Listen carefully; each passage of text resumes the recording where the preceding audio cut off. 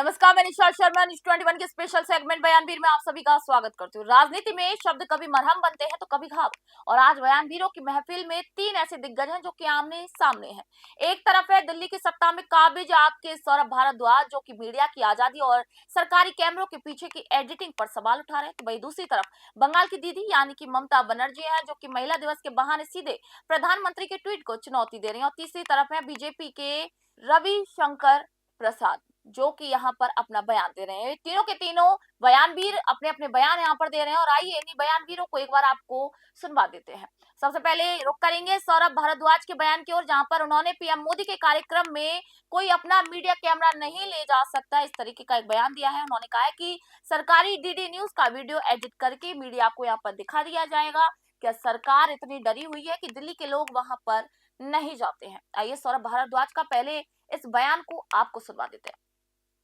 नमस्कार दोस्तों, दिल्ली के अंदर सरकार बने अभी 1 साल हुआ है और इनकी पॉपुलैरिटी इस कदर गिर गई है कि आज इंटरनेशनल विमेंस डे पे प्रधानमंत्री बुराड़ी दिल्ली में आ रहे हैं और वहाँ पर भीड़ का इंतज़ाम करने के लिए सिविल डिफेंस वॉलंटियर्स को बुलाया गया, ज़बरदस्ती बुलाया गया और ये कहा गया है कि सादी वर्दी में आना है, सिविल डिफेंस के कपड़ों में नहीं आना है। और ताकि भारतीय जनता पार्टी की पोल ना खुल जाए, इसलिए मीडिया तक से कहा गया है कि आप लोग भी अपने कैमरे के साथ नहीं आ सकते, केवल दूरदर्शन वहां पर वीडियो बना सकता है और वही वीडियो बाकी चैनलों को फिर बांटी जाएगी कि उस वीडियो को आप दिखाइए। क्यों? यहाँ तक कि मीडिया को यह कहा है कि आप वहां पे वीडियो ही नहीं बना सकते, वीडियोग्राफी बंद है, वीडियोग्राफी बैन है। क्यों? क्योंकि प्रधानमंत्री के कार्यक्रम के अंदर दिल्ली के लोग नहीं जा रहे हैं दोस्तों। खास तौर पे वो महिलाएं जिनको प्रधानमंत्री जी ने झूठ बोला कि पिछले साल जो 8 मार्च थी उससे हर महिला को हर महीने 2500 रुपये मिलेंगे, वो महिलाओं को नहीं मिले। और आज 1 साल हो गया, यानी कि 1 साल का 30,000 रुपया हर महिला पर बकाया है, प्रधानमंत्री पर बकाया है हर महिला के नाम का। तो आज इसलिए दिल्ली के लोग प्रधानमंत्री की रैली में नहीं जा रहे हैं और इसलिए मीडिया को कैमरा ले जाना या किसी भी तरीके की वीडियोग्राफी करना मना किया गया है। इससे पता चलता है कि किस तरीके से भारतीय जनता पार्टी की पॉपुलैरिटी दिल्ली के अंदर गिर रही है और ये बात प्रधानमंत्री कार्यालय को भी मालूम है। तो सौरभ भारद्वाज का ये बयान सीधे तौर पर सूचना के नियंत्रण, कंट्रोल ऑफ इंफॉर्मेशन पर प्रहार है। वे यहाँ पर आरोप लगा रहे हैं कि भीड़ की कमी को छिपाने के लिए सरकार मशीनरी का दुरुपयोग कर रही है। यहाँ पर इस तरीके का ये बयान दिखा रहा है, यहाँ पर ये बयान दिखा रहा है कि आप अब रक्षात्मक नहीं बल्कि आक्रामक और कभी कभी अहंकारी मुद्रा में दिखने के लिए तैयार है। दूसरे बयान की ओर रुख करेंगे, जहाँ पर ममता बनर्जी ने प्रधानमंत्री के ट्वीट को लेकर बयान दिया है।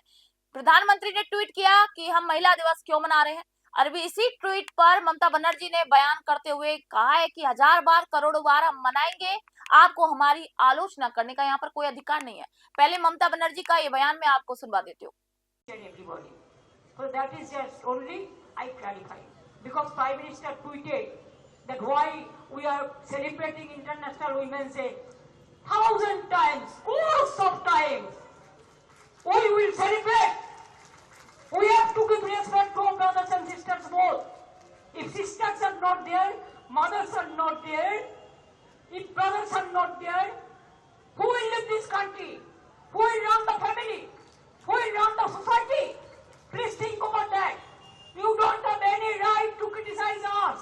That's why we are celebrating International Women's Day. It is not today. We are doing it since our childhood.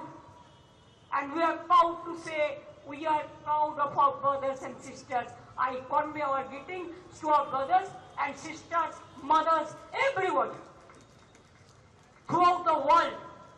तो ममता बनर्जी का ये बयान विशुद्ध रूप से क्षेत्रीय अस्मिता और महिला कार्ड का एक मिश्रण है।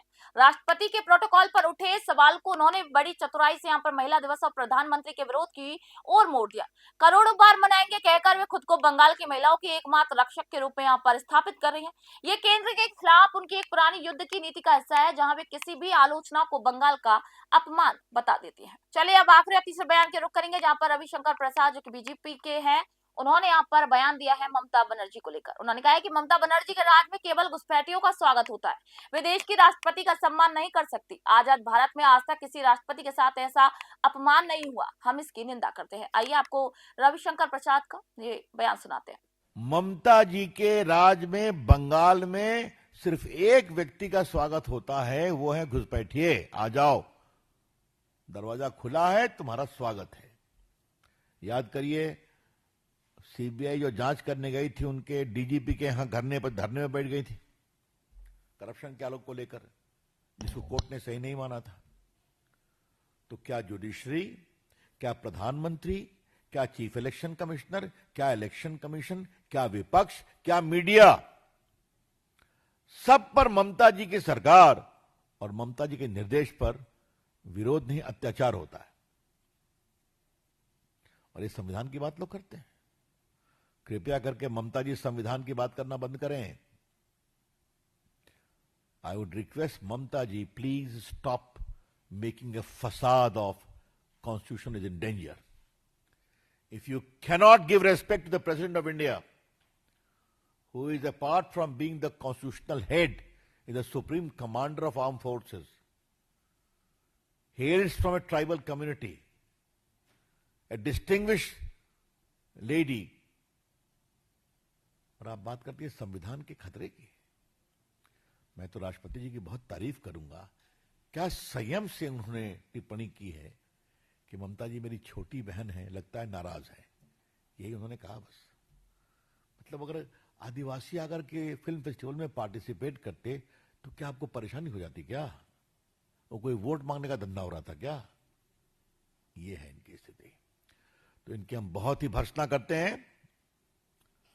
राष्ट्रपति जी का जो अपमान हुआ है, पूरी भारत सरकार और पूरी हमारी पार्टी खड़ी है। हम इस पूरे अपमान का पूरा तिरस्कार करते हैं। ममता जी, आपकी हम भर्त्सना करते हैं। आपने शर्मिंदा करने वाला आचरण किया है जो आज तक आजाद भारत में भारत के किसी भी राष्ट्रपति के साथ नहीं हुआ है। इसलिए हमने पूरी भर्त्सना की इसकी। हम उम्मीद करते हैं कि पूरे देश में एक संदेश जाना चाहिए कि ममता जी की तानाशाही प्रवृत्ति इतनी बढ़ गई है